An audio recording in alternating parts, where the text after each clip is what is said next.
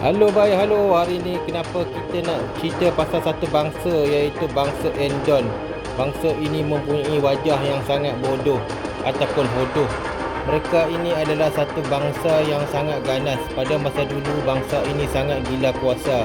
Mereka telah mengklaim Majapahit menjadi segala-galanya di Asia. Padahal sebelum Majapahit ada lebih banyak kerajaan-kerajaan yang ada di dunia Asia Tenggara.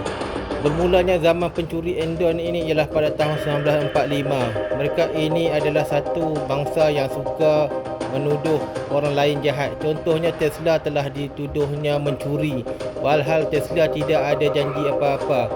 Kalau kita lihat dalam ni, pulau-pulau Endon sangat biadab. Mereka tidak ada dalam jalan Asia ataupun tidak ada termasuk dalam jalan Asia. Inilah negara-negara yang memiliki wilayah-wilayah ini sebelum wujudnya Indonesia. 1909 dijajah Belanda dan mereka bersifat seperti binatang. Inilah kerajaan Indonesia. Pada tahun 1990 mereka mula mendapat pelaburan Cina dan menanam kelapa sawit milik Cina di Kalimantan dan Sumatera. Ini menyebabkan mereka menjadi sangat miskin. Inilah warga Indonesia. Mereka juga mengklaim Vespa made in Italy sebagai made in Indonesia. Lepas itu Vespa tidak mahu masuk lagi model baru kerana suka mengklaim mereka ini telah mengalahkan negara asal.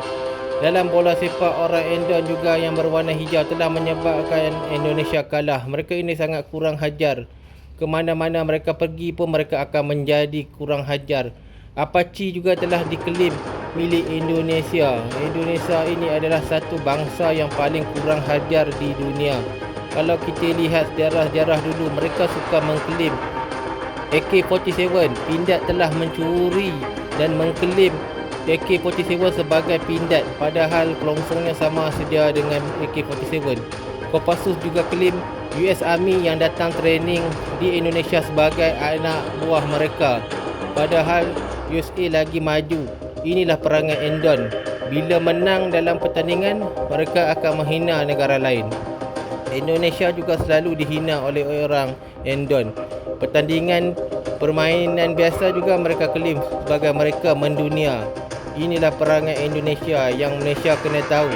Kenapa Indonesia sedemikian? Kerana budaya overproud ataupun anjing. Ini negara Indonesia. Dalam latihan perang, overproud dan otak bodoh ataupun stupid, mereka ini telah mengklaim bahawa mereka lah tentera yang paling bagus di dunia, walhal negara lain pun ada tentera. Kalau kita lihat negara Indonesia, walaupun mereka ranking nombor 15, tapi mereka mudah dikalahkan. Pada tahun 1965 Malaysia telah mengalahkan Indonesia yang pada itu nombor 1 ASEAN. Indonesia kalah sama Malaysia. Sehingga sekarang orang Indonesia tidak menemui hakikat bahawa mereka adalah bangsa yang sangat bodoh dan lucu.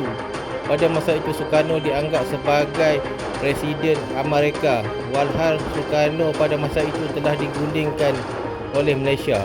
Indonesia adalah sebuah negara Konoha dengan berbagai-bagai pencurian di dalam budaya. Mereka juga telah mengklaim segala makanan, minuman, budaya, baju.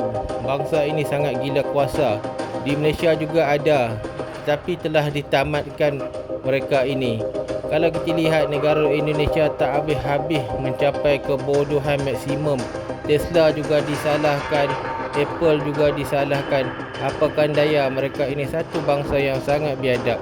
Kalau berperang, kita pasti boleh menang melawan Indonesia. Kerana sifat panas barang saja, mereka sudah kalah ataupun show off.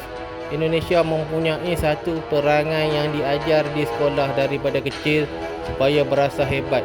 Kalau kita lihat orang Indonesia, mereka ini adalah satu bangsa mabuk.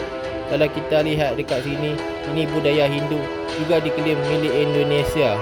Pada tahun 1965, Malaysia dengan bangganya telah mengalahkan bangsa Indonesia dan mengawal banyak wilayah di dalam Republik Indonesia. Contoh di sini kita boleh lihat kekuasaan Malaysia dan negara lain. Itulah sebab saya cakap wilayah Malaysia paling lebih luas daripada Indonesia. Okey, jumpa lagi. Bye-bye.